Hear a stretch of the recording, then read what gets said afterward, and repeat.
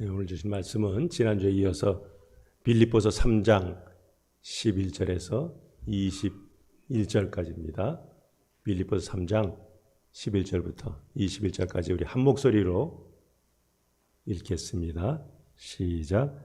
어찌하든지 죽은 자 가운데서 부활에 이르리어 하노니 내가 이미 얻었담도 아니요 온전히 이루었담도 아니라 오직 내가 그리스도 예수께 잡힌 바 된 그것을 잡으려고 쫓아가노라.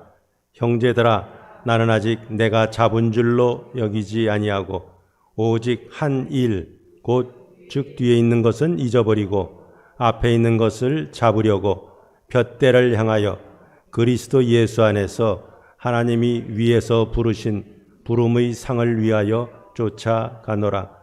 그러므로 누구든지 우리 온전히 이룬 자들은 이렇게 생각할지니 만일 무슨 일에 너희가 달리 생각하면 하나님이 이것도 너희에게 나타내시리라. 오직 우리가 어디까지 이르렀던지 그대로 행할 것이라. 형제들아, 너희는 함께 나를 본받으라. 그리고 너희가 우리를 본받은 것 같이 그와 같이 행하는 자들을 눈여겨보라. 내가 여러 번 너희에게 말하였거니와 이제도 눈물을 흘리며 말하노니 여러 사람들이 그리스도의 십자가의 원수로 행하느니라. 그들의 마침은 멸망이요 그들의 신은 배요 그 영광은 그들의 부끄러움에 있고 땅의 일을 생각하는 자라. 그러나 우리의 시민권은 하늘에 있는지라. 거기로부터 구원하는 자 곧 주 예수 그리스도를 기다리노니 그는 만물을 자기에게 복종하게 하실 수 있는 자의 역사로 우리의 낮은 몸을 자기 영광의 몸의 형체와 같이 변하게 하시리라. 아멘. 지금 메이저리그 야구 경기 플레이오프가 한창 진행 중입니다. 보통 한 팀이 1년에 160경기를 합니다. 야구 경우. 그러나 금년에는 코비드-19로 인해서 대폭 줄어서 60경기를 하였습니다.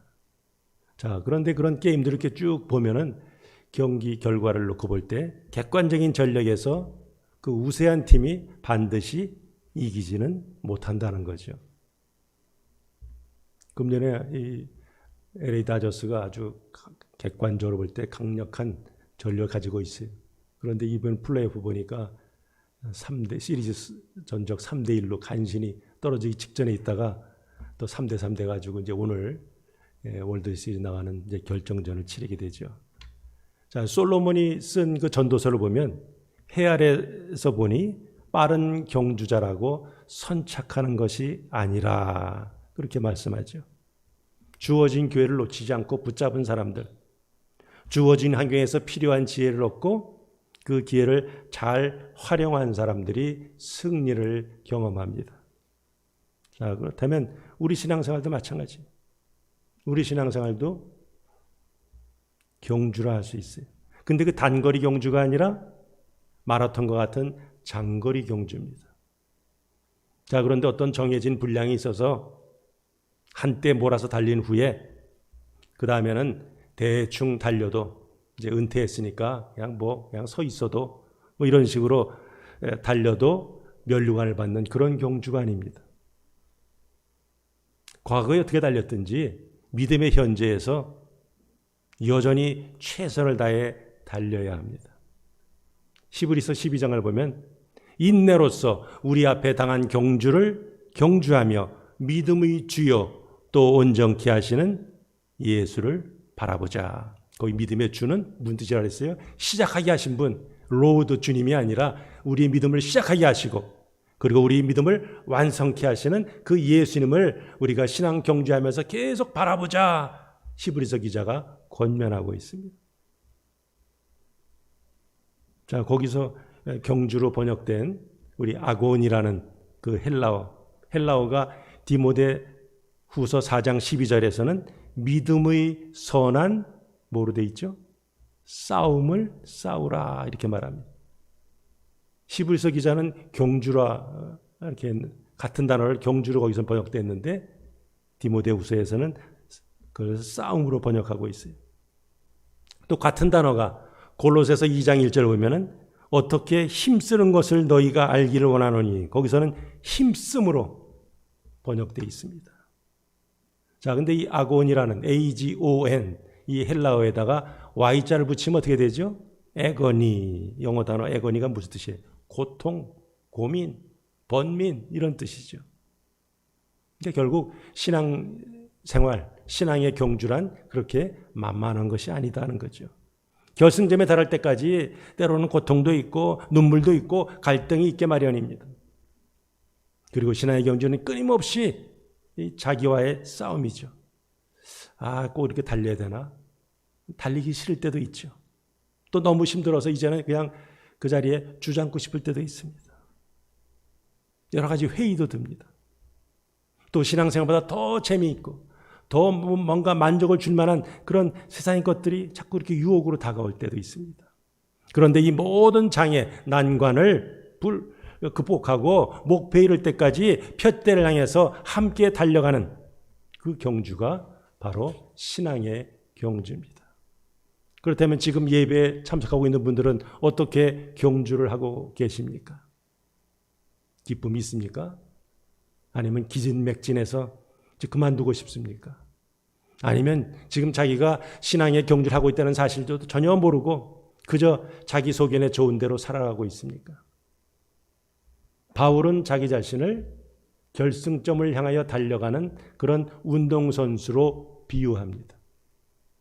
이 비유를 통해서 바울은 믿는 자들이 신앙의 경주를 어떻게 해야 될 것인가 하는 것을 권면하고 있습니다. 그 권면을 각자의 신앙생활에 잘 적용하면서 훗날 결산하시는 그 주님 앞에 칭찬과 상급을 받으시는 성도들이 되시기를 주님의 이름으로 축복합니다. 자, 우리 한번 같이 12절 말씀 읽어볼까요? 시작. 내가 이미 얻었담도 아니요 온전히 이루었담도 아니라. 자, 바울은 우리 빌립보서가 1장부터 4장까지 되어 있는데 그 4장 전체에 걸쳐서 거짓 선생들의 잘못된 가르침을 조심하라 하는 것을 여러 번 말합니다. 그 거짓 선생들의 가르침이 크게 두 가지입니다. 하나 우리 지난주에 다뤘던 것 같이 유대인 율법주의자들의 거짓된 가르침, 또 하나는 오늘 본문에 나오는 반도덕주의자들의 미혹된 가르침입니다. 자, 율법주의자들의 가르침은 어땠습니까? 할례를 받고 율법을 지킴으로 비로소 온전해질 수 있음 하는 거지. 오늘 좀 전에 우리 본문 읽었는데 거기 나오는 그 반도덕주의자들의 주장은 어떻습니까? 아, 이미 우리는 구원받았다. 이제 더 이상 율법에 얽매여서 살 필요 없음. 인생을 인조이 하자. 그런 식이죠. 자, 그럼 율법주의자들의 그 주장에 대해서 바울이 어떻게 반박했습니까? 나도 너희들과 같이 세상적으로 잘할 것이 많았지만 그러나 이제 예수 그리스도를 만나고 보니까 그분을 영접하고 보니까 그 모든 것들을 다 배설물까지 버린다 그랬어요. 그러면서 그의 삶 속에 나는 언제든지 부활의 능력을 맛보기를 원하고 그리고 그를 위해서 나는 고난에도 동참한다 그랬어요. 자, 오늘 본문은 이 반도덕주의자들의 주장인데 거기에 대한 권면을, 바울의 권면을 다루고 있습니다.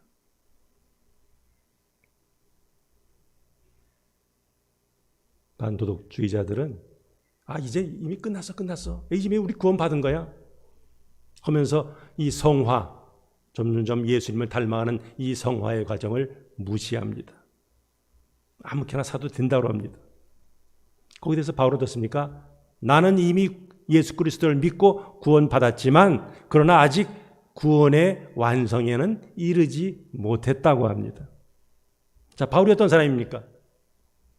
그의 몸에서 손수건이나 혹은 작업할 때 쓰던 그런 앞치마, 그것을 가져다가 병든 사람 앞에다 딱 놓으면 어떻게 돼요? 그 병이 나았더라 이렇게 나오죠. 귀신도 쫓겨갔더라. 사도행전 19장 12절에 나오죠. 또 바울이 설교가 좀 길어졌어요. 그러니까 그 3층에서 듣다가 꾸벅꾸벅 졸다가 유두고라는 사람이 어떻게 떨어져서 죽었어요. 근데 바울이 그 유두고를 살렸습니다. 바울은 3층 천 세 번째 하늘까지 올라갔던 그런 신비한 체험까지 했습니다. 그리고 3차에 걸친 전도 여행을 통해서 유럽과 소아시아 지방에 복음을 증가하면서 수많은 열매를 거두고 수많은 교회들을 세웠어요.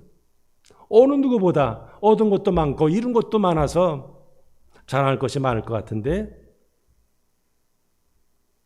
아직 나는 부족하다. 예수 그리스도를 위해서 할 부분이 너무 많다 고백하고 있어요. 아니 바울과 같은 사도가 아직도 부족하다 하면 우리들은 얼마나 부족한 것이 많겠습니까? 이 땅에 사는 동안에 내가 돌을 잘 닦아서 온전해질 수 있으면 그거는 착각이라는 거죠. 우리 인생은 예수 그리스도를 알기 위해서 그분의 보여주신 그 푯대를 향해서 우리는 신앙의 경주를 계속해서 해야 합니다. 자, 우리 한 절 더 읽겠습니다. 시작. 오직 내가 그리스도 예수께 잡힌 바 된 그것을 잡으려고 쫓아가노라. 우리 잘 아는 우리 고사성어가 하나 있죠. 동가숙, 서가식. 동쪽에 있는 집에서 잠을 자고 서쪽에 있는 집에서 먹는다. 어떤 관연한 딸을 둔 아버지가 딸의 결혼을 걱정하고 있을 때 두 집에서 동쪽에 있는 집과 서쪽에 있는 집에서 동시에 청혼이 들어왔습니다. 그래서 아버지가 딱 보니까 두 집 다 마음에 드는 것도 있고 또 별로 이렇게 내키지 않는 점도 있었어요.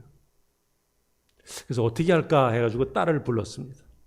딸아, 저 서쪽 집의 신랑은 항우 장사같이 건강한데 찢어지게 가난하다. 근데 동쪽 집은 돈은 많은데 신랑이 병약해. 자, 너는 어느 집에 가고 싶느냐? 너의 생각은 어떠하냐? 아버지가 물었습니다. 그랬더니 그 처녀는 서슴지 않고 그렇다면 잠은 저 건강한 신랑이 있는 서쪽 집에서 자고 먹는 것은 저 부잣집인 동쪽 집에 가서 먹으면 되지요. 이렇게 했습니다. 자, 믿는 사람들 중에서도 이와 같이 동가숙, 서가식 하는 사람들이 더러 있습니다. 천국은 가고 싶으면서도 세상의 재미를 제대로 내려놓지 못해서 양다리를 걸칩니다. 자, 바울은 어떻습니까? 그리스도 예수께 잡힌 바 된 그것, 즉 구원의 완성과 그것을 위해서 감당해야 될 바울 같은 경우에는 무슨 사명이에요? 복음 전파의 사명이죠. 그것을 완수하기까지 나는 부지런히 계속해서 달려간다 말씀하는 거죠. 그렇다면 저와 여러분도 마찬가지죠. 예수 그리스도를 알고 그분을 존귀하게 하는 각자에게 주신 사명, 그 사명을 위해서 달려가야 됩니다. 우리 13절 한번 읽어볼까요? 시작. 아직 내가 잡은 줄로 여기지 아니하고 오직 한 일, 곧 즉 뒤에 있는 것은 잊어버리고 앞에 있는 것을 잡으려고. 거기 한 일 나오죠. 오직 한 일. 그게 뭐 원, 투, 한 가지 일, 두 가지, 두 번째 일 그 말이 아니라 이미 행한 일 그거예요. 한 가지 일. 그러니까 한 가지 일을 말하는 거예요. 내가 한 가지 일을 말할게 이거죠. 그 한 가지 일은 뭡니까? 뒤에 것은 잊어버리고 앞에 있는 것은 잡으려고 하는 그 한 가지 일을 내가 지금 말해주겠다 하는 거예요. 자, 바울은 다메스도상에서 부활하신 예수 그리스도를 만났습니다. 그리고 그분으로부터 이제 이방인의 사도라는 그런 부르심을 받았습니다. 그 부활하신 예수 그리스도를 만난 후부터 바울도 내가 예수 그리스도를 믿고 그분과 연합해서 나도 언젠가는 저 주님의 부활에 동참하리라. 사실은 이 빌립보서의 이 부활의 이 말씀이 굉장히 많이 이렇게 나와 있고 암시되어 있습니다. 그러니까 부활 생명을 핵심으로 하는 하늘 상급 중에 가장 큰 상급이 뭐예요? 우리가 새하늘과 새 땅에 갔을 때 우리도 예수님 같이 부활체를 입고 이제는 영원토록 그분을 하나님을 찬양하는 거죠. 바로 그 부르심을 그는 딱 받았습니다. 그래서 그 부활 생명을 얻기 위해서 바울은 전력 질주한다고 합니다. 자, 우리가 살다 보면 10년 전, 20년 전 여러 가지 일들이 있죠. 근데 과거에 있던 일들, 특별히 실수한 것, 어떤 죄의식, 죄책감 이런 것들이 잊어지지 않고 계속 우리 안에서 우리 머리 안에서 맴돌면 얼마나 괴롭겠습니까? 잊어버릴 수 있는 것도 사실은 복이죠. 근데 과거의 죄, 실수를 하나님께 회개하고 나서 돌아서면 또 자책하고 죄의식에서 벗어나지 못한다면 그것은 진정으로 회개한 게 아니죠. 왜? 믿는 자들에게는 하나님께서 아까 우리 찬송과 같이 부른 것처럼 샬롬, 평안을 주시기 때문입니다. 바울이 한때는 열심히 교회를 박해하던 자였어요. 그러나 하나님의 은혜를 체험한 후에는 내가 왜 그랬을까? 내가 왜 그랬을까? 밤낮 가슴만 치지 않았어요. 그런 과거 일에 사로잡히지 않았습니다. 오히려 자신을 로마서 1장 14절에 보면 빚진 자라 그렇게 생각하면서 왜 빚졌습니까? 이방인들에게 복음의 빚을 졌다는 거죠. 자기를 이방인의 사도로 불렀어요. 만약에 이방인이 없었다면 하나님이 그럼 나를 부를 이유가 없었는데 이방인 때문에 내가 구원받았구나 그것을 깨달았어요. 그러면서 그 은혜에 감격하면서 이방인들을 위해서 복음을 전하는데 그는 온 힘을 다 기울였습니다. 자, 오늘 13절에 보니까 그 끝부분에 동사가 2개가 나옵니다. 현재 분사로 되어 있어요. 하나는 잊어버리고 또 하나는 뭐예요? 잡으려고. 현재 분사는 뭐예요? 계속해서 이거죠. 그러니까 현재 자신의 모습이라는 거죠. 바울 자신의 모습을 둘로 표현할 수 있는데 나는 계속해서 잊어버린다. 또 하나는요. 계속해서 붙잡는다는 거예요.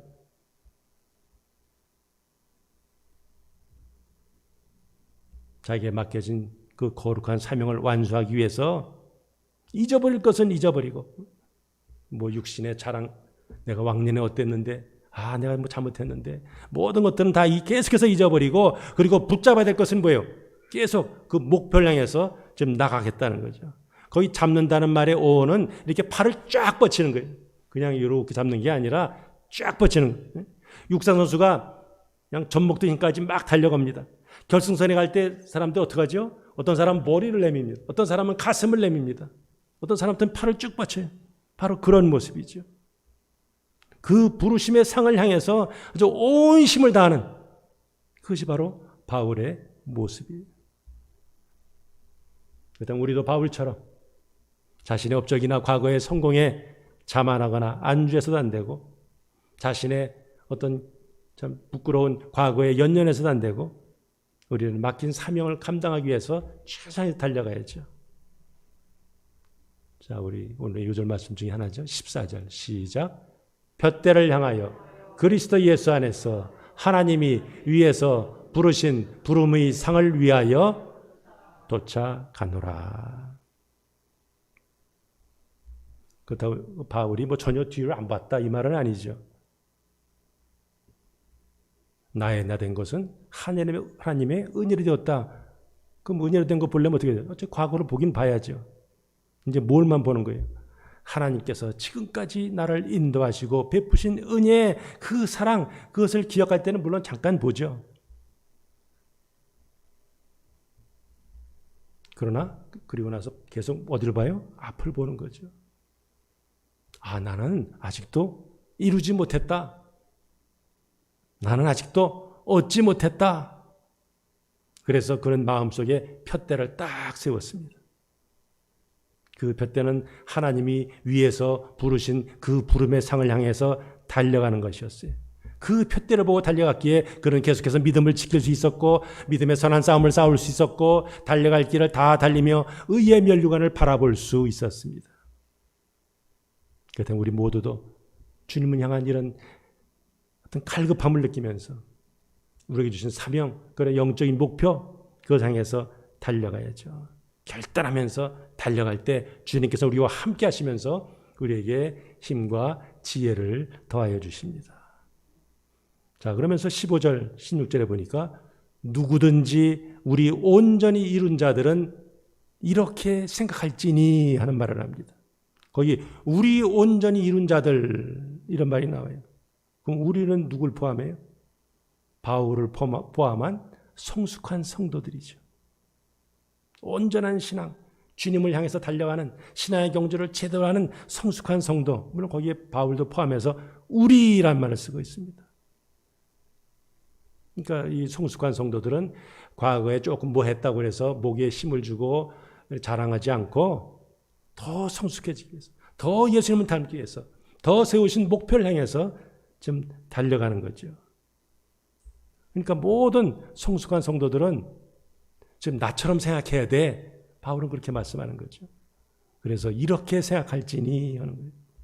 근데 만약 아니야, 틀렸어. 바울과 생각이 다른 사람이 있다면 그러면 하나님께서 그에게 옳은 생각을 나타내 주실 것이라 말씀하고 있어요. 나타낸다는 말은 진리를 드러낸다는 거죠. 우리 믿는 자들에게 찾아오는 위기는 내가 이러면 좀 뭐 좀 했는데 좀 선줄로 생각하는 그런 마음이 들 때죠. 그때 사탄의 유혹에 넘어가기가 쉬워요. 그런데 바울은 우리가 행해야 한다 말씀하고 있어요. 그 끝부분이죠. 오직 우리가 어디까지 이뤘든지 그대로 행할 것이라. 그 말은 그냥 지역하면 그냥 행해야 된다 하는 것이에요. 누가요? 우리가 하는 거예요. 신앙생활은 물론 우리가 예수 믿고 신앙생활하지만 또 뭐예요? 함께 신앙생활하는 거죠. 그러니까 성도들이요, 다른 성도들과 함께 신앙의 경주를 하자는 거예요. 각자 뭐 출발점은 달라요.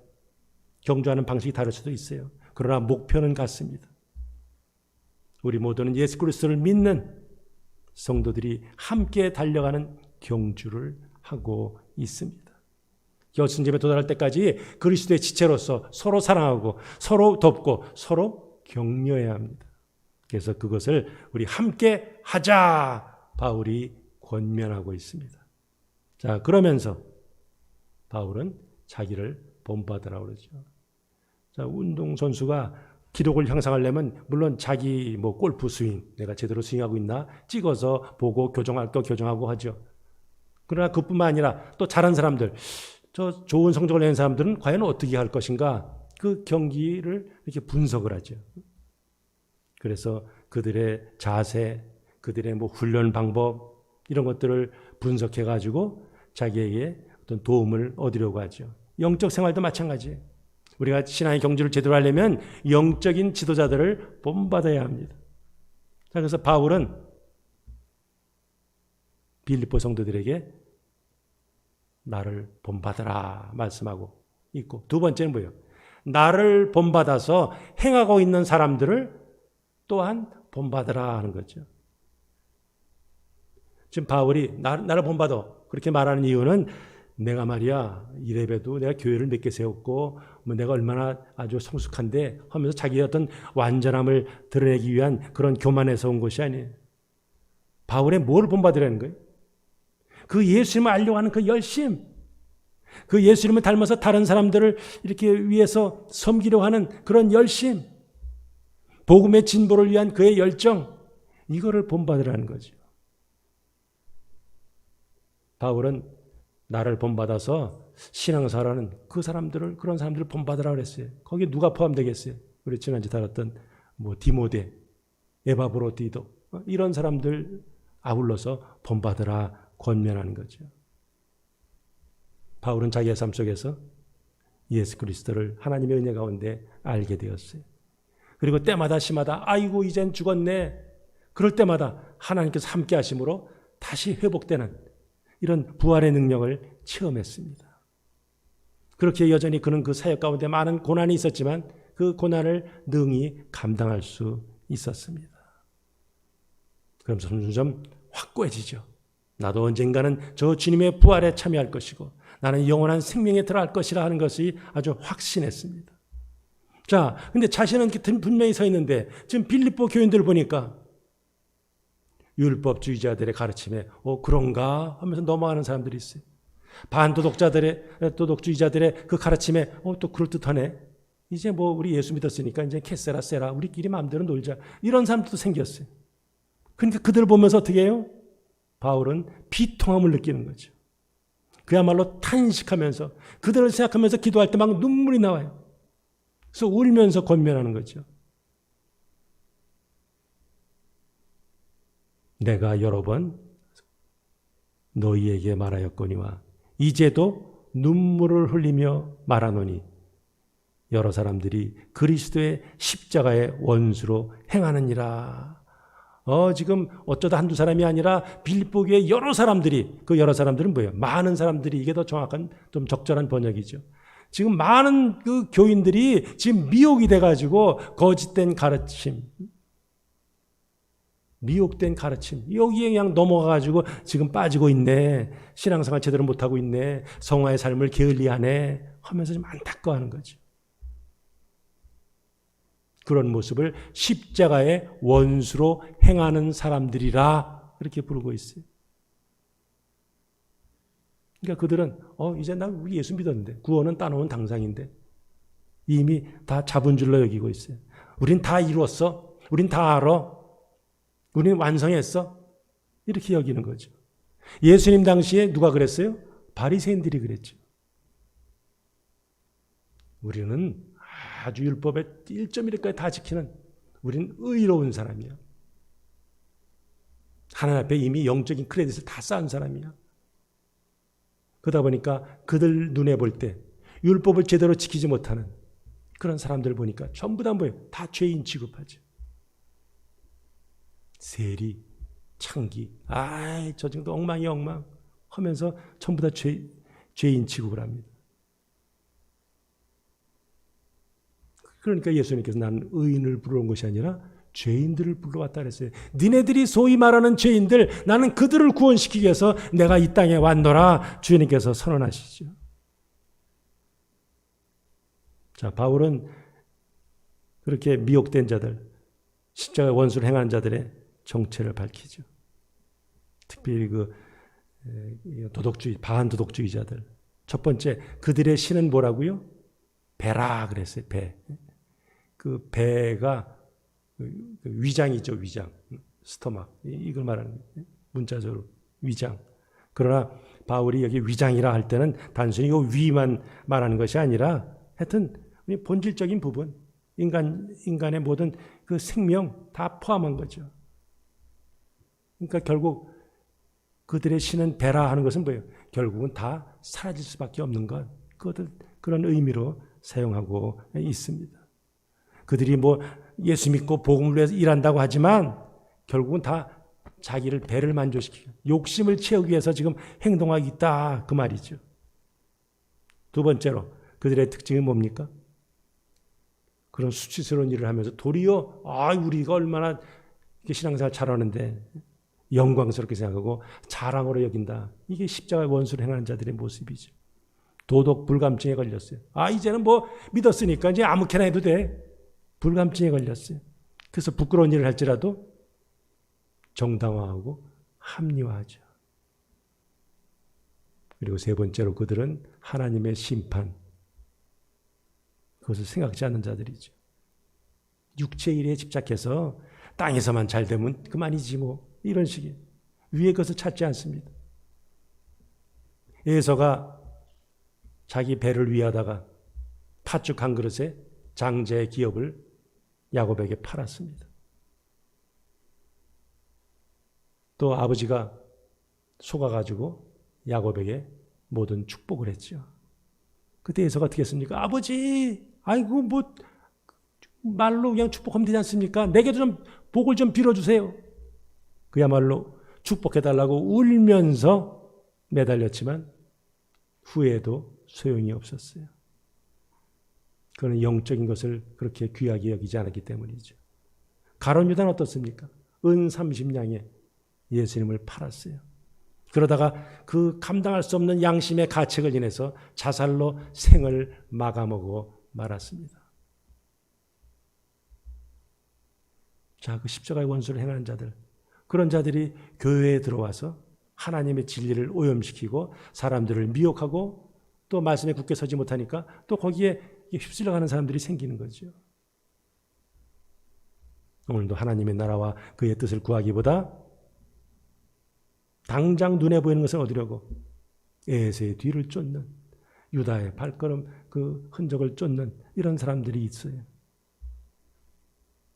참된 제자는 어떤 사람이 참된 제자라고 예수님 말씀하셨어요? 자기를 부인하고 자기 십자가 지고 끝까지 예수님을 따르는 자들이라 그랬어요.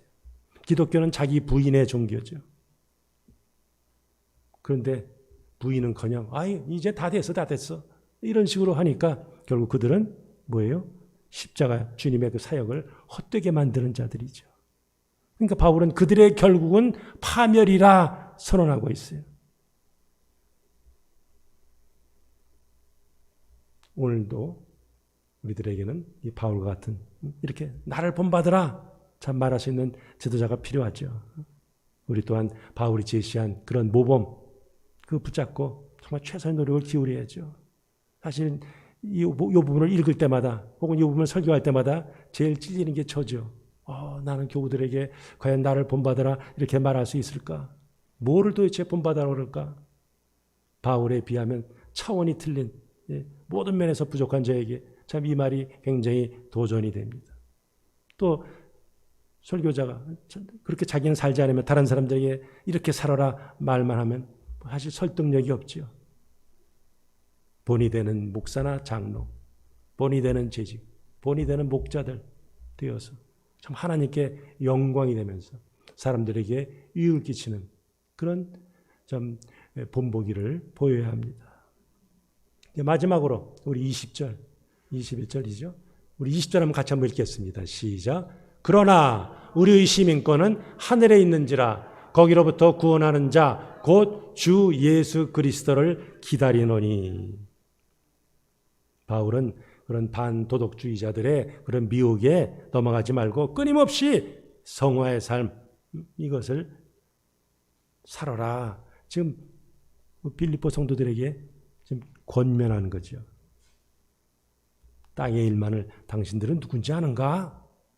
땅의 일만 생각해서는 안 된다 하는 거죠. 우린 이래봬도 하늘 시민권을 가진 자들이라 말씀하는 거예요. 요즘도 미국 시민권 하면 이거 좀 많은 사람들이 갖기를 원하죠. 더구나 로마 제국도 마찬가지.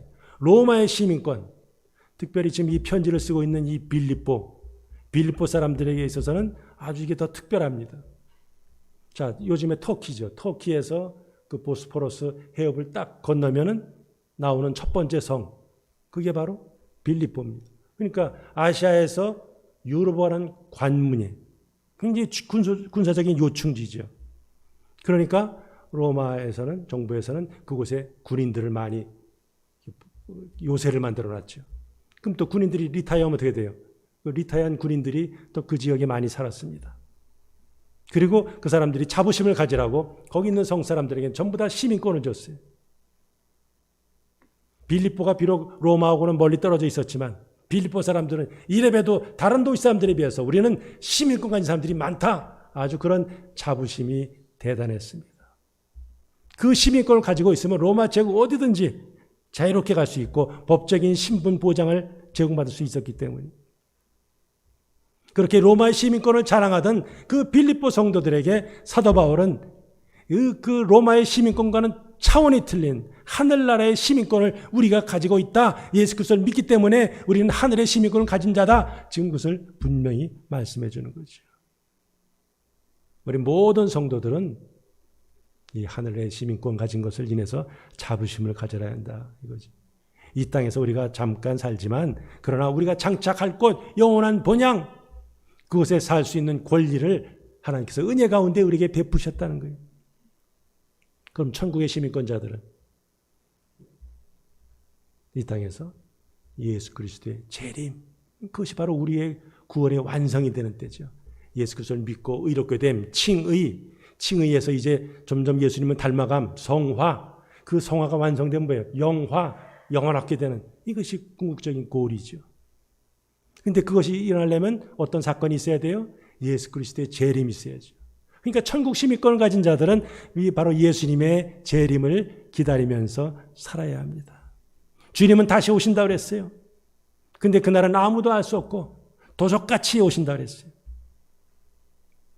그때까지 하늘의 시민권을 가진 자들은 그리스도의 십자가의 그를 본받으면서 그 헌신, 그 희생, 그 삶을 살아야죠.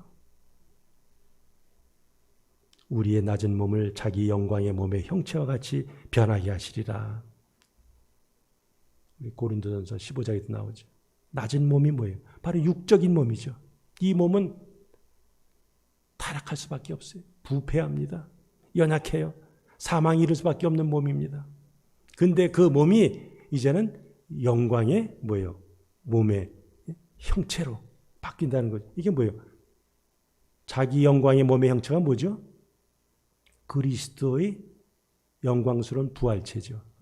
그 영광스러운 부활체, 예수님이 부활하셨기 때문에 마지막 날에는 우리도 뭐예요? 예수님을 따라서 예수님의 연합되었기에 우리도 부활체로 바뀔 것이라 지금 이것을 말씀하는 거죠. 그때에는, 즉 우리 예수님이 재림하실 때에는, 우리가 주님 앞에 설 때에는 영과 육이 완전히 변해서 천국에서 영원토록 주님과 영생을 누리게 됩니다. 그것을 바라보면서 이 땅에서 부지런히 신앙생활을 하자, 성화의 삶을 살자, 악한 자의 가르침에 넘어가지 말자, 바울은 권면하고 있습니다. 이제 말씀을 정리합니다. 모든 성도는 각각 다르게, 키도 다르고 모양도 다르고 출신도 다르고 다 독특하게 창조되었습니다. 그러나 성도들의 소망은 동일합니다. 우린 다 바울과 같이 부활신앙을 가진 자들이에요. 부활신앙이 뭡니까? 예수님께서 죽은 자 가운데 다시 사신 것 같이 하나님의 권능이 언젠가는 우리도 부활시킬 것이라 하는 것을 딱 붙드는 것. 이게 부활신앙이죠. 그때까지 우리는 계속해 달려가는 신앙의 경주자입니다. 그 길 때로 힘들고 어려워요. 좁고 그 길이 협착해서 찾는 사람도 별로 많지 않은 그 길입니다. 그러나 우리의 생에 모든 것을 아낌없이 투자할 만한 가치가 있는 길입니다. 물론 그 길을 갈 때 주님께서 니네 길이 알아서 적당히 가라 그렇게 말씀하지 않습니다. 내가 세상 끝날까지 너희와 항상 함께 있으리라. 항상 원어에도 보면 all the time 이렇게 나와요. 모든 시간에 걸쳐서 내가 너희들과 임마누엘 함께 있겠다 주님께서 성도들에게 약속하고 있습니다. 주님 안에 있을 때 주님의 성령께서 우리를 드라이브 하시는 거예요. 우리를 이끌어 가십니다. 그분의 능력이 우리를 덮을 때 우리는 강하고 담대해집니다. 신앙의 경주는 언제 끝나요? 주님 앞에 서게 될 때죠. 그때까지 목표, 우리 주님께 딱 초점을 맞추고 달려가야죠. 지금 어디에 있든지 성도들은 이제 달릴 만큼 달렸다. 나도 왕년에 많이 했어. 이것이 아니라 뭐예요? 지금도 계속해서 그리스도 안에서, 예수 안에서 달려가야 합니다. 그러면 경주자가 나중에 어떤 월계관을 받죠.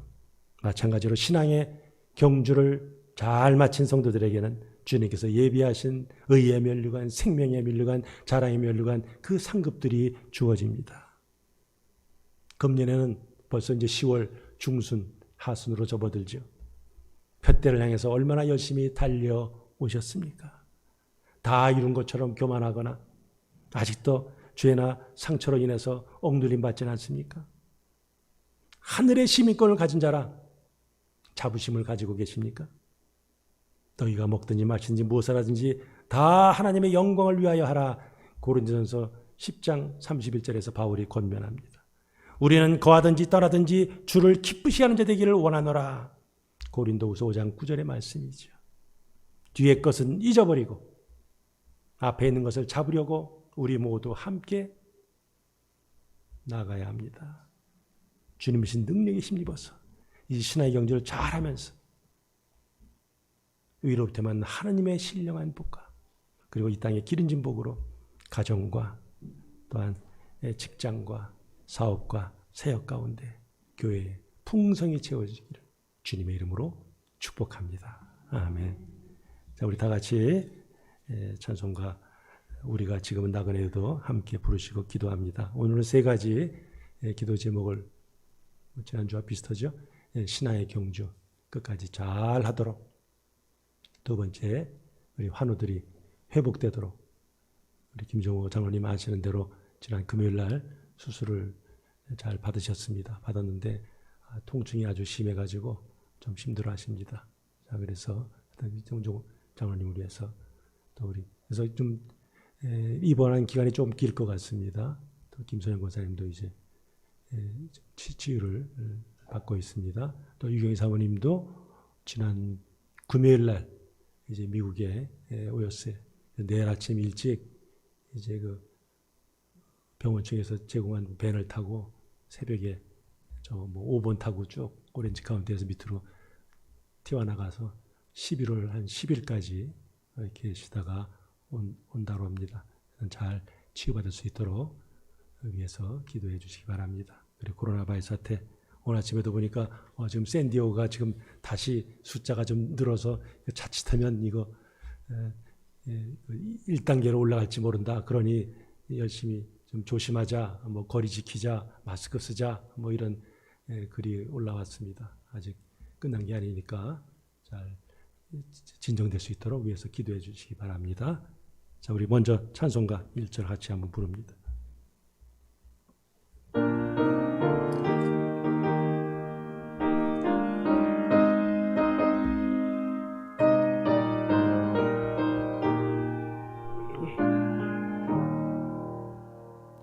우리가 지금은 나그네 되어도 화려한 천국에 머자나 가리니 이 세상에 있을 때 주 예수 내하여 끝까지 힘써에 하세. 주 내게 부탁하시네 천사도 흠모하겠네.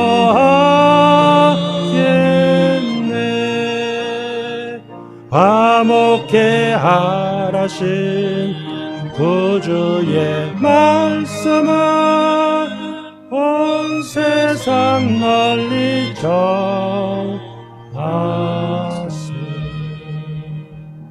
함께 기도합니다.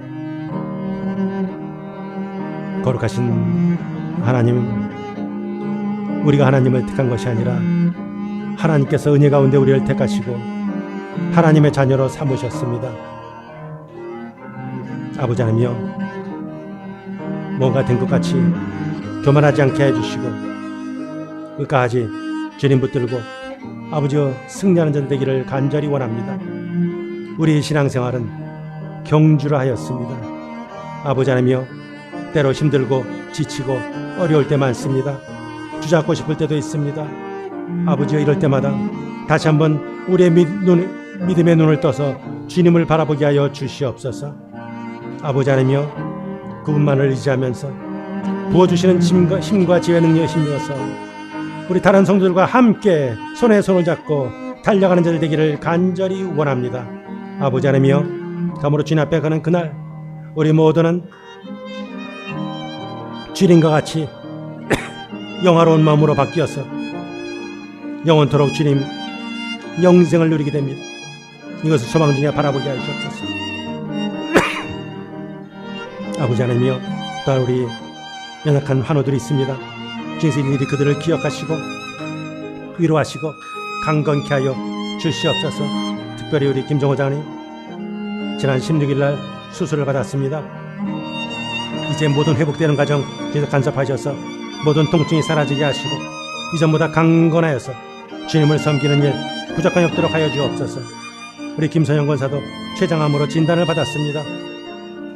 모든 치유되는 과정 아버지 주님께서 간섭하셔서 말끔히 치유되고 건강하여서 함께 주님을 노래하기를 원합니다. 우리 교회 사모님도 아버지여 지난 내일부터 또 내려가서 합니다. 주님께서 모든 아버지여 치료 과정 주님께서 감하게 붙잡아 주셔서 인간적으로 볼 때는 어렵고 힘들지만 그러나 주님께서 함께 하실 때, 주님께서 역사하실 때 놀라운 주님의 기적이 나타날 것을 믿습니다. 강하고 담대하게 붙들어 주옵소서. 코로나 바이러스 사태가 여전히 진정되지 않고 있습니다. 전능하신 하나님 아버지여, 사랑하는 성도들을 생명 속에 싸주시고 강건하여서 아버지여 감염되지 않게 하시고 더욱더 강건하여서 주님 원하시는 삶 사역을 감당케 하여 주시옵소서. 모든 것 주님께 드리며 예수님의 이름으로 기도합나이다. 아멘. 예, 주님 앞에 드린 예물을 봉헌합니다.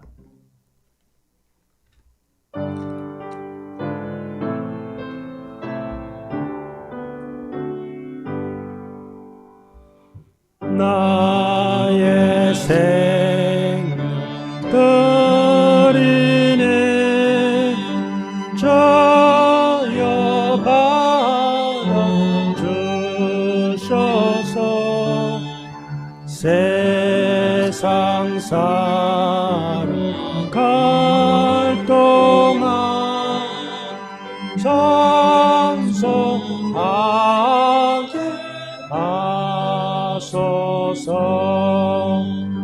나의 음성 들으니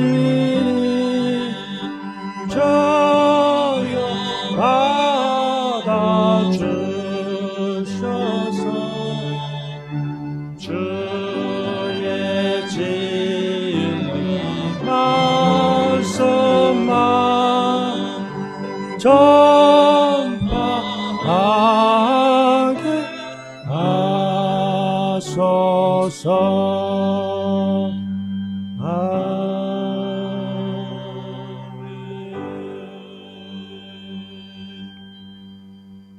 인간의 생사를 홀로 주관하시는 하나님 아버지, 사랑하는 성도들의 발걸음을 선하게 인도하시니 감사합니다. 이 시간도 베푸신 은혜에 감사하면서 믿음을 담아 주님 앞에 예물을 올려드립니다. 각자의 병과 처지를 하신 주님, 어려운 때 힘든 때 살고 있지만 그래도 주님 뜻대로 살기를 소원하고 신앙의 경주를 달려가는 그 성도들 때를 따라 돕는 은혜를 더하여 주시옵소서. 이 시간도 주님의 이름으로 드렸사오니 하나님의 영광이 이 예물이 쓰이는 곳마다 나타나게 하여 주옵소서. 이들의 형편과 처지를 하신 주님, 이들의 필요를 채워주시고 또한 이들의 입을 통해서 끊임없이 감사와 또한 찬양이 넘치게 하여 주옵소서. 모든 것을 주님께 기탁하며 예수님의 이름으로 간절히 기도하옵나이다. 아멘. 교회 소식을 전합니다. 지금 저희들이 대면 예배와 또 온라인 예배, 지금 우리 어른들 예배와 우리 오버플로우 미니스트리 그렇게 드리고 있습니다. 유초등부와 중고등부도 곧 대면 예배를 11월 8일부터 실시할 예정입니다. 또 목자들은 주일 예배 참석자 명단을 또 우리 금요일 오후 2시까지 유정희 목사님에게 알려주시기 바랍니다. 그리고 오늘 교역자 모임 또 한 7개월 만에 처음으로 우리 교회에서 친교실에서 오후 1시에 갔습니다.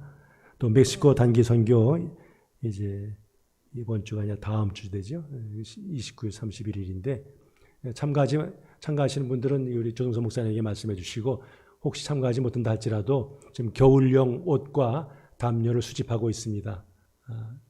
도네이션 하실 분들은 교회에 갖다 주시기 바랍니다. 또 확진자가 접촉했거나 우려가 있으신 분들은 격리하시고 온라인 예배 드리시기 바랍니다. 또 교회에서 우리 장로님들, 권사님들이 또 매주 토요일마다 방역을 열심히 실시하고 있습니다. 감사합니다. 자, 오늘 요절 말씀 같이 한번 빌립보서 3장 20절 읽겠습니다. 시작. 그러나 우리의 시민권은 하늘에 있는지라 거기로부터 구원하는 자 곧 주 예수 그리스도를 기다리노니. 아멘. 자, 우리 다 같이 일어나셔서 어두운 밤 쉬되리니 함께 부르시고 축도로 주일 예배 마칩니다.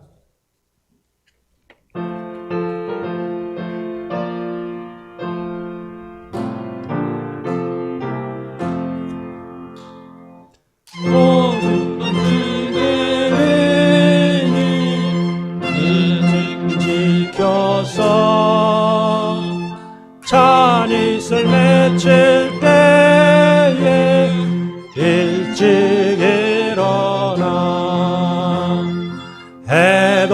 이른 아침부터 힘써서 일하라. 일할 수 없는 밤이 속히 오리라. 모든 밤 시대래니 내 직분 지켜서 일할 때 일하면서 놀지 말아라. 낮에는 수고하나 쉴 때도 오겠네. 일할 수 없는 밤이 속히 오리라. 모든 밤 시대래니 내 직분 지켜서 지는의 미친 곁에 힘써 일하고 그 빛이 나여서 어둡게 되어도 할 수만 있는 대로 힘써 일하라.